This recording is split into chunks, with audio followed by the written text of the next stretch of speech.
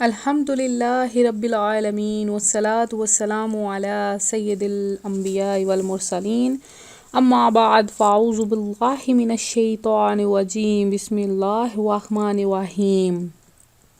حضور اکرم نور مجسم شاہ بنی آدم رسول محتشم شافع امم صلی اللہ علیہ وآلہ وسلم نے ارشاد فرمایا، جو شخص بروز جمعہ یا ویسے مجھ پر درود پاک پڑھے، جب وہ قیامت کے روز آئے گا تو اس کے ساتھ ایک ایسا نور ہوگا کہ اگر وہ ساری مخلوق میں تقسیم کر دیا جائے تو سب کو کافی ہوگا۔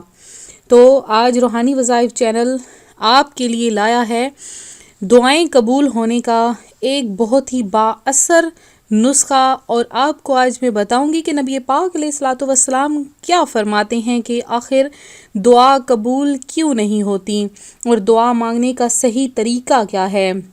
تو ہماری ویڈیو شروع سے لے کر آخر تک دیکھیں اور ہمارا چینل روحانی وظائف ضرور سبسکرائب کریں، بیل آئیکن کا بٹن بھی پریس کریں تاکہ ہر آنے والی نئی ویڈیو آپ تک سب سے پہلے پہنچ سکے۔ تو دعا مانگنا بہت بڑی سعادت ہے۔ قرآن و احادیث مبارکہ میں جگہ جگہ دعا مانگنے کی ترغیب دلائی گئی ہے۔ ایک حدیث پاک میں ہے، کیا میں تمہیں وہ چیز نہ بتاؤں جو تمہیں تمہارے دشمن سے نجات دے اور تمہارا رزق وسیع کر دے۔ رات دن اللہ تعالیٰ سے دعا مانگتے رہو کہ دعا مومن کا ہتھیار ہے۔ مکی مدنی سرکار صلی اللہ علیہ وآلہ وسلم کا فرمان مشکبار ہے، بلا اترتی ہے پھر دعا اس سے جا ملتی ہے، پھر دونوں قیامت تک جھگڑا کرتے رہتے ہیں۔ حضرت سیدنا ابو ذر غفاری رضی اللہ تعالیٰ عنہ ارشاد فرماتے ہیں، عبادات میں دعا کی وہی حیثیت ہے جو کھانے میں نمک کی۔ اللہ عز و جل کے محبوب دانائے غیوب منزہ عن العیوب صلی اللہ علیہ وآلہ وسلم فرماتے ہیں، جو مسلمان ایسی دعا کرے جس میں گناہ اور قطع رحمی کی کوئی بات شامل نہ ہو تو اللہ تعالیٰ اسے 3 چیزوں میں سے کوئی ایک ضرور عطا فرما دیتا ہے۔ یا اس کی دعا کا نتیجہ جلد ہی اس کی زندگی میں ظاہر ہو جاتا ہے، یا اللہ تعالیٰ کوئی مصیبت اس بندے سے دور فرما دیتا ہے، یا اس کے لیے آخرت میں بھلائی کی جمع کی جاتی ہے۔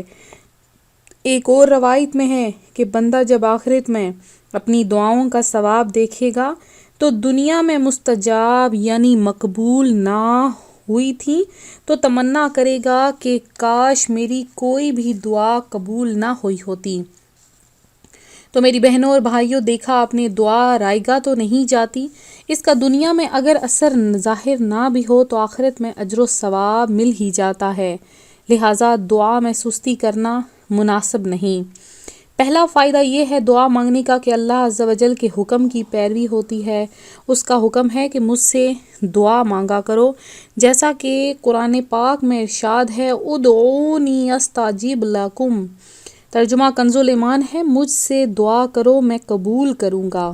دعا مانگنا سنت ہے کہ ہمارے پیارے پیارے آقا مکی مدنی مصطفیٰ صلی اللہ علیہ وآلہ وسلم اکثر اوقات دعا مانگتے، لہٰذا دعا مانگنے میں اتباع سنت کا بھی شرف حاصل ہوگا۔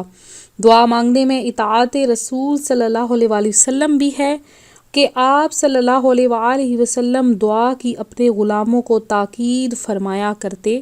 دعا مانگنے والے عابدوں کے زمرہ میں یعنی گروہ میں داخل ہوتا ہے کہ دعا بذات خود ایک عبادت بلکہ عبادت کا بھی مغز ہے، جیسا کہ ہمارے پیارے آقا صلی اللہ علیہ وآلہ وسلم کا ارشاد ہے کہ الدعاء مخ العبادتی، یعنی دعا عبادت کا مغز ہے۔ تو دعا مانگنے میں اللہ رب العزت اور اس کے پیارے حبیب ماہ نبوت صلی اللہ علیہ وآلہ وسلم کی اطاعت بھی ہے۔ دعا مانگنا سنت بھی ہے، دعا مانگنے سے عبادت کا ثواب بھی ملتا ہے، نیز دنیا و آخرت کے متعدد فوائد حاصل ہوتے ہیں۔ اب بعض لوگوں کو دیکھا گیا ہے کہ وہ دعا کی قبولیت کے لیے بہت جلدی مچاتے ہیں، بلکہ معاذ اللہ عز و جل باتیں بناتے ہیں کہ ہمیں تو اتنے عرصے سے دعائیں مانگ رہے ہیں۔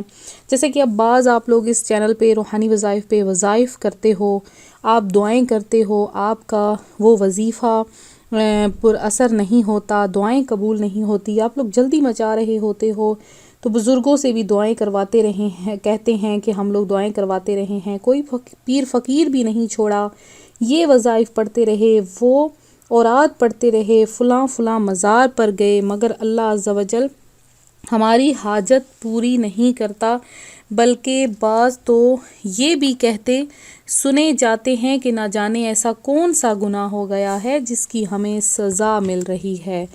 تو سب سے پہلا گناہ جو ہے وہ تو یہ ہے کہ ہم لوگ نماز نہیں پڑھتے۔ تو نماز اتنی بڑی غفلت، اتنا بڑا گناہ ہے، اور نماز میں ہمیں غفلت تو نظر ہی نہیں آ رہی کہ گویا نماز نہ پڑھنا تو معاذ اللہ عز و جل کوئی گناہ ہی نہیں۔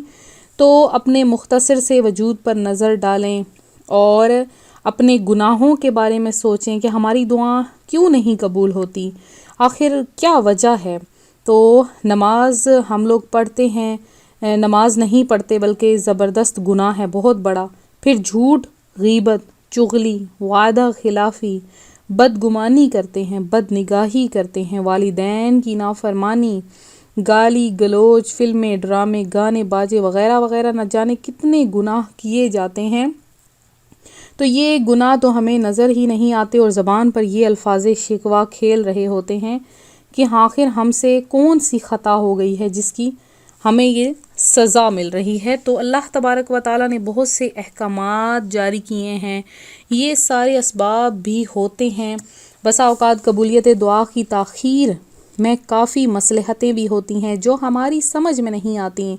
حضور سراپا نور فیض گنجور صلی اللہ علیہ وآلہ وسلم کا فرمان پرسرور ہے، جو اللہ عز و جل کا کوئی پیارا دعا کرتا ہے تو اللہ تعالیٰ جبرائیل امین علیہ السلام سے ارشاد فرماتا ہے، ٹھہرو ابھی نہ دو، تاکہ پھر مجھ سے مانگے کہ مجھ کو اس کی آواز پسند ہے۔ اور جب کوئی کافر یا فاسق دعا کرتا ہے فرماتا ہے، اے جبرائیل علیہ السلام اس کا کام جلدی کر دو، تاکہ پھر نہ مانگے کہ مجھے اس کی آواز مکروہ یعنی ناپسند ہے۔ حضرت سیدنا یحییٰ بن سعید بن قطان رضی اللہ تعالیٰ عنہ نے اللہ عز و جل کو خواب میں دیکھا، عرض کی الہی میں اکثر دعا کرتا ہوں اور تو قبول نہیں فرماتا، حکم ہوا ہے یحییٰ میں تیری آواز کو دوست رکھتا ہوں، اس واسطے تیری دعا کی قبولیت میں تاخیر کرتا ہوں۔ تو یہ ہے مین مصلحت۔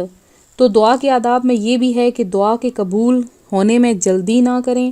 حدیث شریف میں ہے کہ خدائے تعالیٰ 3 آدمیوں کی دعا قبول نہیں کرتا، ایک وہ جو گناہوں کی دعا مانگے، دوسرا وہ ایسی بات چاہے کہ قطع رحم ہو، تیسرا وہ کہ قبول میں جلدی کرے کہ میں نے دعا مانگی اب تک قبول نہیں ہو رہی۔ تو اس حدیث میں فرمایا گیا ہے کہ ناجائز کام کی دعا نہ مانگی جائے کہ وہ قبول نہیں ہوتی، نیز کسی رشتہ دار کا حق ضائع ہوتا ہے ایسی دعا نہ مانگی جائے، ایسا کوئی بھی وظیفہ نہ کیا کریں جس سے دوسروں کو نقصان پہنچتا ہے۔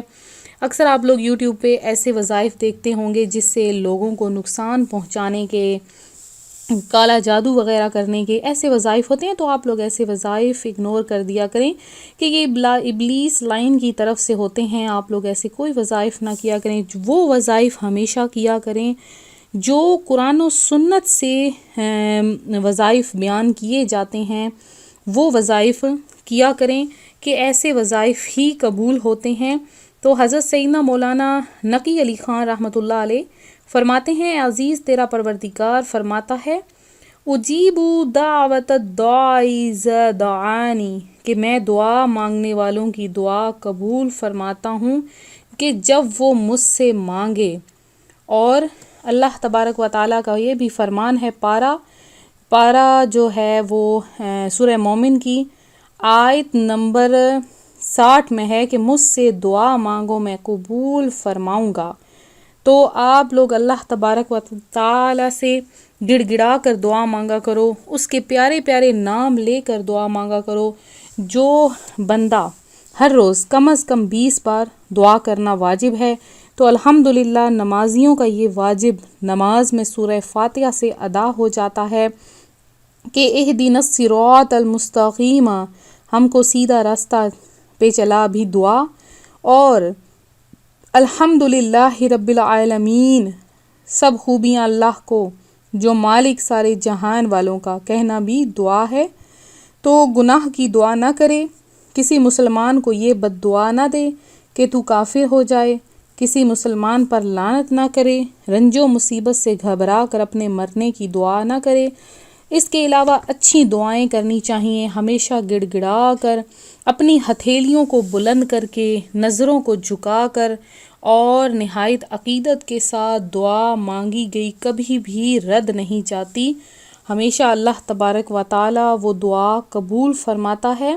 تو حجت الاسلام سیدنا امام محمد غزالی رحمۃ اللہ علیہ الوالی فرماتے ہیں مضبوط عقیدے کے ساتھ دعا مانگے اور قبولیت کا یقین رکھے۔